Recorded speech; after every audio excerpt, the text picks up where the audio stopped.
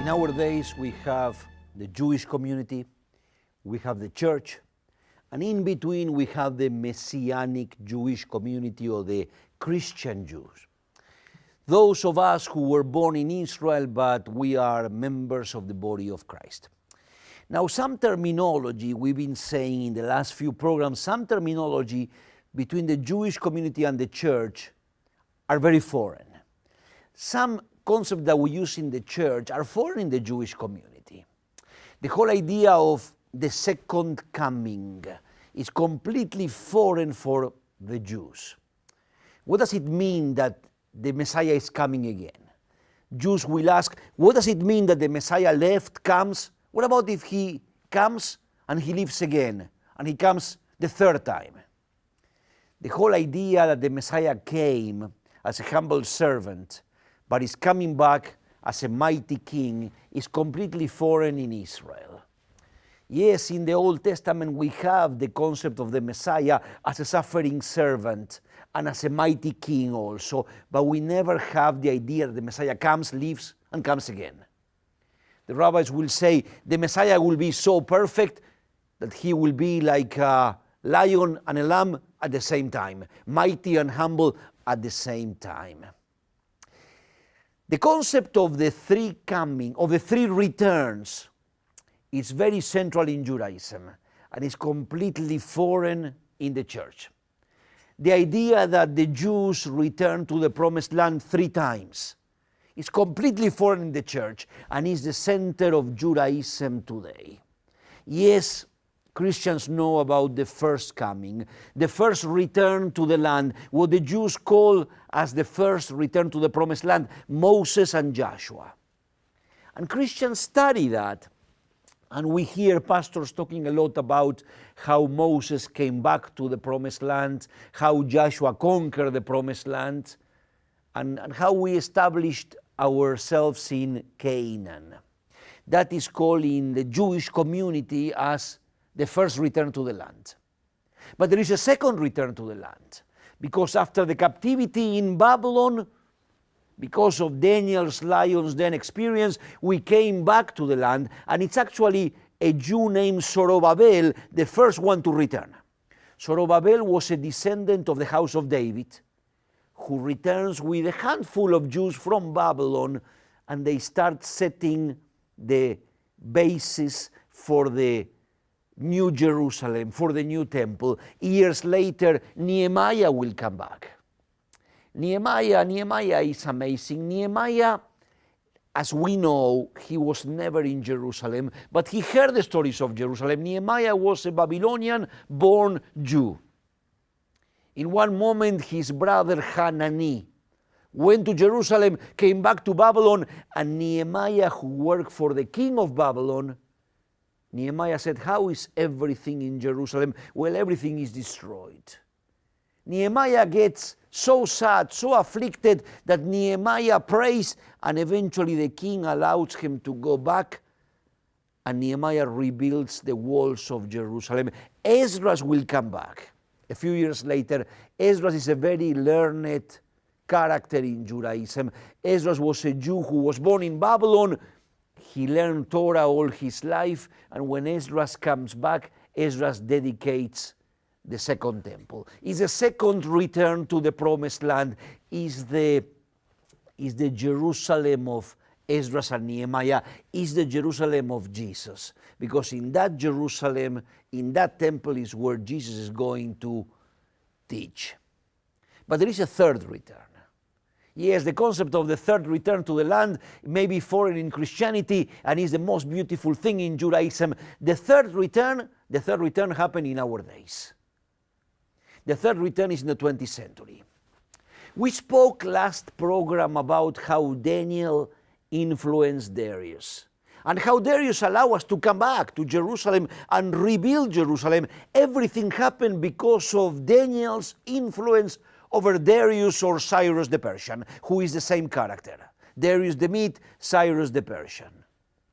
We have to see that in that country, ancient Iran, because of the Medo and the Persian influence, all the characters have 2 names, a Mede name and a Persian name. is always Darius the Mede, Cyrus the Persian is the same character. And because of Daniel's influence in the lion's den, is Darius or Cyrus the one that allows us to come back? Is his influence. It's his influence. Look at the influence of Moses over Pharaoh. Look at the influence of Moses over Pharaoh in the first return, and how we left Egypt with strength, with power. Look at the influence of Daniel over Cyrus and how he wrote an edict and allowed us to come back. In the Hebrew Bible, after the book of Daniel, in the orders of the book, after Daniel comes the book of Esdras and Nehemiah. And the way the book of Daniel ends, the way the book of the life of Daniel, the first 6 chapters of Daniel end, is exactly the way that Esdras and Nehemiah will start. The book of Esdras and Nehemiah starts with an edict of return. In our Bibles, in the English Bibles, we have to move so many pages because they are somewhere else. But in the Hebrew Bible is Daniel and immediately Esdras and Nehemiah. And Daniel's life ends in chapter 6. All the life of these many 6 chapters. The rest of the books are visions that he had during his life. And right after chapter 6 is chapter 1 of the book of Esdras, and the book starts with the edict of Cyrus to return. And because of Daniel's influence over Cyrus, we, the Jews, are allowed to return, and slowly we come back and rebuild Jerusalem. How was the third return? Who was the man of influence in the third return? In the return in our days. Yes, I know in the church we do not talk about the third return, but in Israel is beautiful. The third return happened slowly, and it's still happening. And probably the third return started in the early 1900s with some Jews going back by foot to Palestine when Palestine was under the Turkish mandate. Palestine was under the Ottoman Turkish Empire. And then more Jews started coming. In First World War, England got a hold of Palestine. We're going to look in the map in one moment about the importance of First World War. We spoke in another program about this. But really, in First World War, England was at war with Turkey.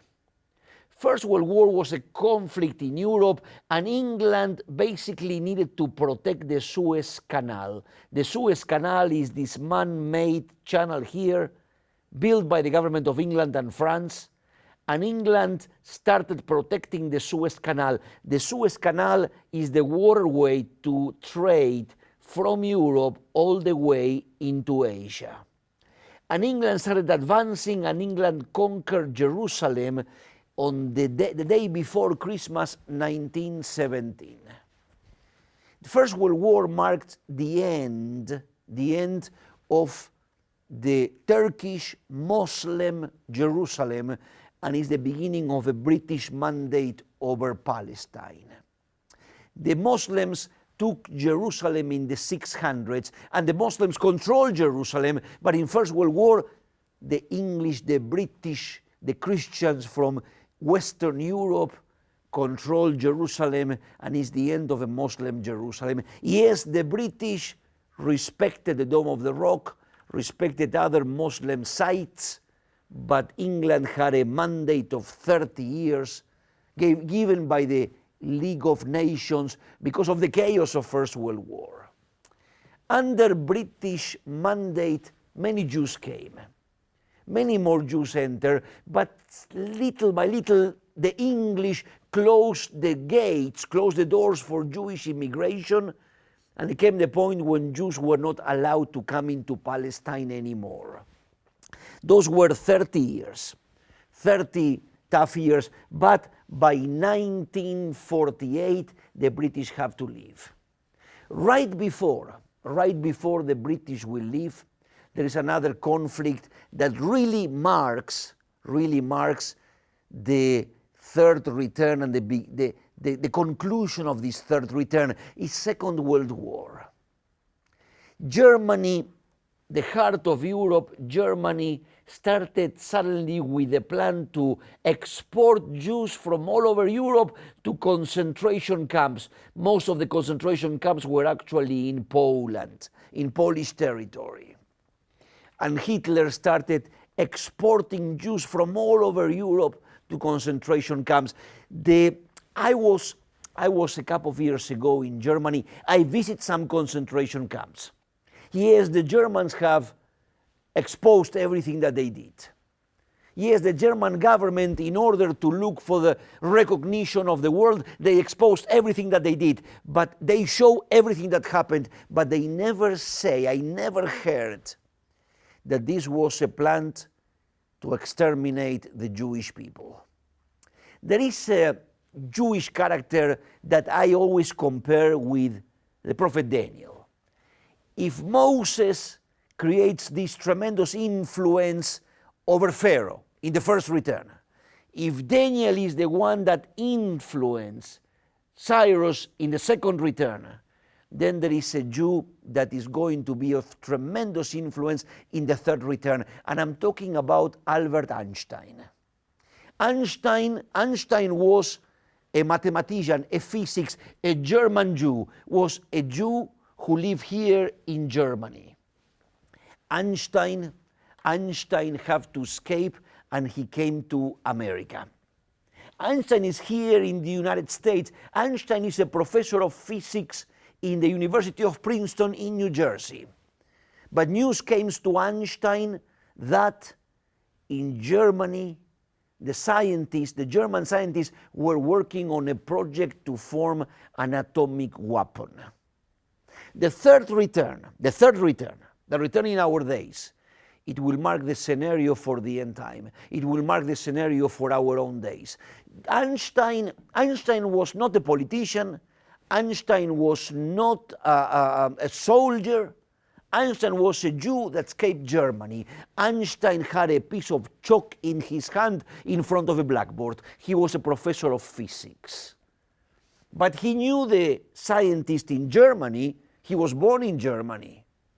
And Einstein knew that the German scientists were working on a project to break the atom of uranium, liberating enormous amount of energy. And if they could do that, they could create a bomb that was never invented before. And Einstein now, in America, escaping after leaving Germany, Einstein now feels compelled to write a letter to President Roosevelt, telling him about the German scientist working on a bomb. Einstein knew, he understood, if the Germans will build a bomb like that, Germany will be unstoppable. Hitler will obviously use it to control the world. And although he was a pacifist, although he was not a politician, he knew that he had to act. And it's going to be Einstein's influence over President Roosevelt here in the United States that will win the war. Einstein knew, and he was right, if the Germans form the bomb, the Germans will control the world. Whoever forms the atomic bomb, that country will win the war, obviously. We talk a lot about D-Day, the day when the Allies, mainly the United States, England, other countries, disembark in France, in Normandy. The Allies disembark here in France and advance all over Europe in order to get rid of Hitler. We talk about all the troops, we talk about all the wars in the Pacific, all the battles in the Pacific. We talk about all that Second World War meant.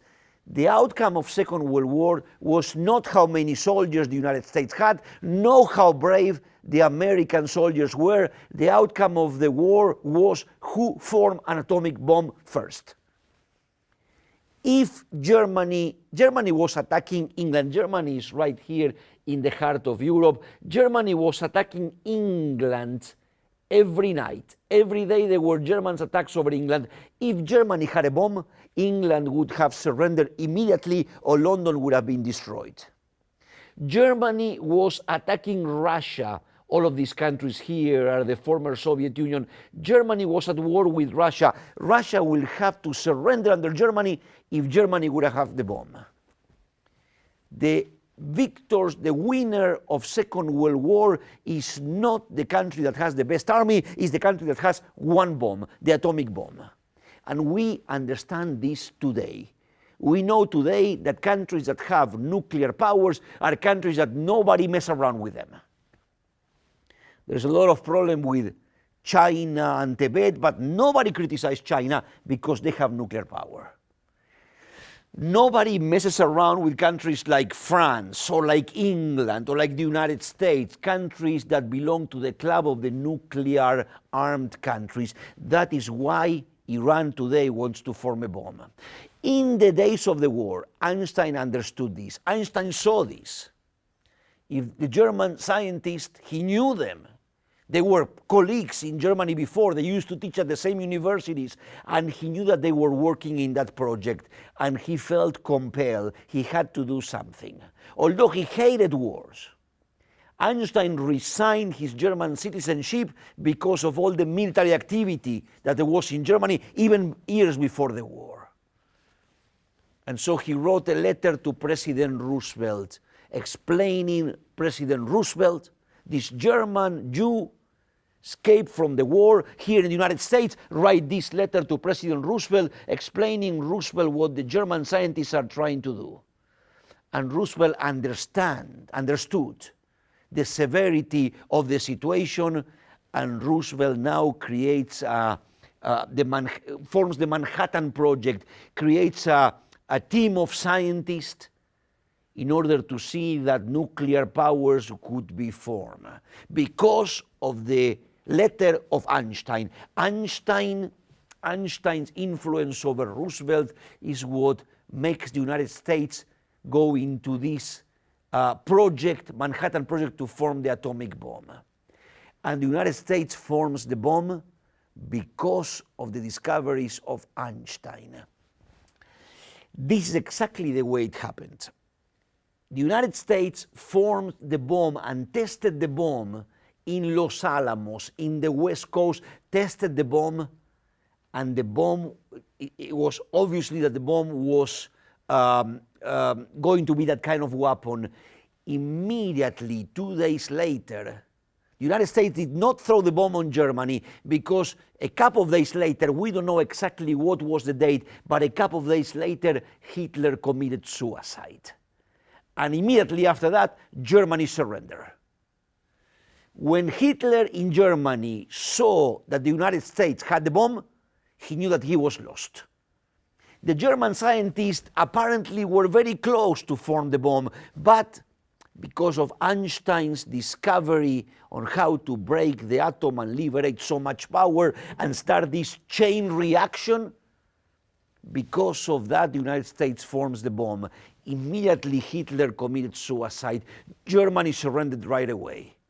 Hitler knew he lost everything in that moment.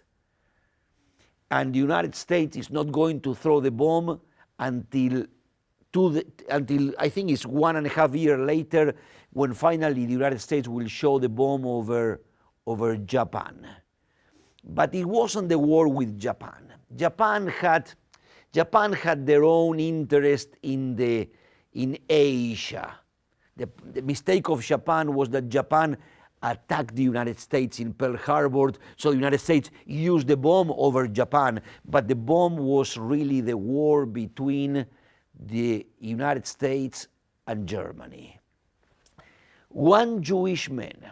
The outcome of the war, I know we don't study this in the school. I know when we hear about 4th of July and other national holidays, and we hear about our armies and our veterans, we hear all about what happened in the war, and we are very proud of the outcome of the war. But really, and this is not to diminish any effort of all the soldiers, of course, but really what was happening, it was a race to form the bomb.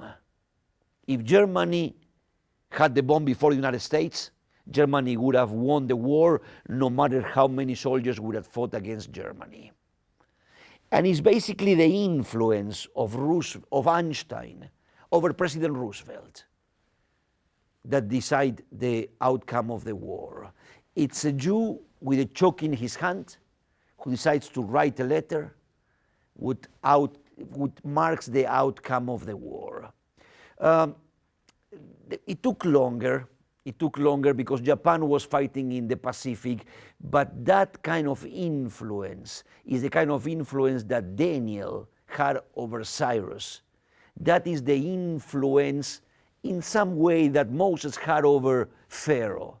It was Moses' powerful hand of God over Pharaoh that allowed us to go to the land in the first return.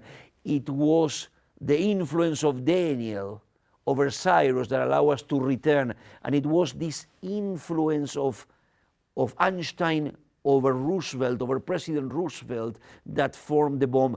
It's not going to be Roosevelt the one that will build the bomb. It's going to be it will be President Truman. But Roosevelt will die right there, and the Manhattan Project will finally create this weapon. Einstein saw something. Einstein was able to see the future.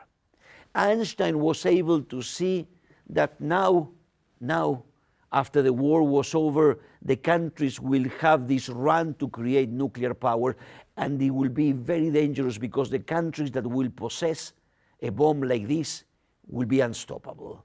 Einstein saw this. Einstein began to see into the future. And Einstein was asked in that moment to become the president of Israel. The war ended. And because of all of this, the partition of Palestine was done, and a place in the Middle East, in Palestine, was given to the Jews.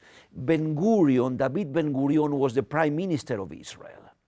David Ben-Gurion was a politician. Ben-Gurion was a Russian Jew who came to Palestine, fought for the country. Now they have the country, but now, after some years, now Ben-Gurion came to Princeton, and Ben-Gurion asked Einstein to become the president of Israel. Einstein helped to found the Hebrew University in Jerusalem, and now he was asked to be the president of Israel. And Einstein said, I'm a scientist. I have a degree in physics. I'm not a politician. And Einstein declined becoming the president of Israel, although he was flattered. But this is the world that Einstein saw. A world of a Jewish state in the middle of the map of Islam. Nobody spoke about Islam then. Nobody spoke about Islam. In that moment was the problem with the Nazis. And after the problem with the Nazis was the problem between the Soviet Union and the United States, the Cold War. But Einstein already spoke about a Jewish country in the middle of the map of the Arab nations, and that was going to be the problem. And that is the problem that we have now. Now the problem is no longer the Germans. Now the problem is no longer the Soviet Union and the United States. Now the problem is Islam. And Einstein saw a Jewish country in the middle of the map of Islam was going to be the future of the world. And countries, governments trying to have nuclear power. And that is exactly the world that we have today.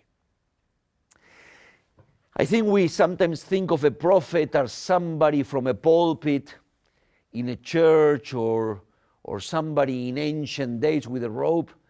Well, I guess modern prophets have a piece of chalk in their hand and they talk in these terms. But basically that is what he was. A man who was a pacifist, a man who hated war, but understood that he had to do something because the Germans were working on this project. A man who understood the return of the Jewish people to the land. He was clear on this. He saw after Second World War that the Jewish people were going to come back to the Promised Land. And he spoke in very interesting terms because he said, after 2,000 years, we are back in that Promised Land. We have to learn how to live with our Arab environment. Otherwise, we haven't learned anything in 2000 years, he saw the danger of a Jewish country in the middle of the map of Arab nations. And he saw the situation with atomic weapons. This is what formed the state of Israel. This is what caused the United States to win the war. Yes, I know we talk about that the United States was the victor of the war, and the Russians believe that they are the victors of the war. If you go to Berlin, you will hear immediately that the Russians enter in Berlin, the city where Hitler was living. The Russians entered in Berlin before the Americans and the British. The Russians believed that they were the one that really invaded Berlin first and stopped Hitler. The Russians didn't stop Hitler. Hitler committed suicide a few days after he knew that the atomic bomb was possible and the Americans had it. This kind of influence is the influence that brought the third return, the return in our days, and this is our world today. A Jewish nation in the middle of a map of Islam, of Arab world, and the run to build atomic weapons. God bless you. We'll continue next time. God bless you.